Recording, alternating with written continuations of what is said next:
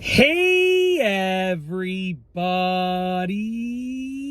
I'm here today to show you and tell you how to make a shoelace belt. This is super useful if you don't have a real belt, and this will be a super duper easy peasy, extremely simplistic, but amazingly awesome tutorial. That's right. All of those words are going to describe this video when I'm done with it. Very, very simple.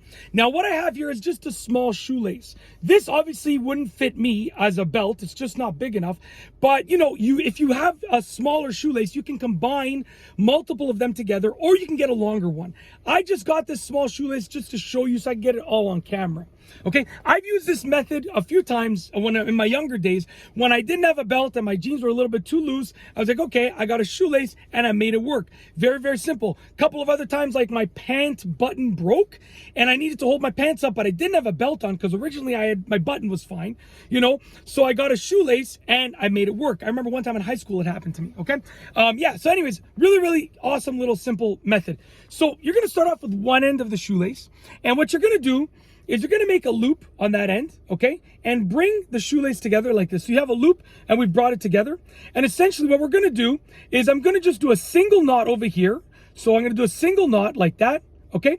And then I'm going to take it like that after the single knot, the single overhand knot, which is what it's called in simple terms. And you're going to do a double overhand knot. So I'm going to do another knot on top of that one.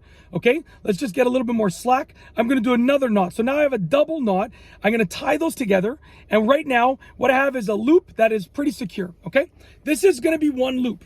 Now, what you're going to do is get the other end of the shoelace. You're going to feed it through your belt loop. So I'm going to go out and I'm going to pretend to put this through the belt loops on my pants. Okay, it's going to come around the other side. And now we're going to create the actual belt where it is securely held in place. So I'm going to get this other end. Now we've met the two ends, and this shoelace has gone through my belt loops on my pants.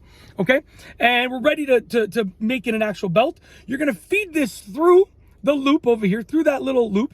Okay, you're going to get it to be at the point where you're happy with the tightness of it. So bring it to the point where you're happy. Let's say you're tightening it up. And you're like, okay, that's snug enough. My pants are being held in place now. Okay, my pants are held up nicely.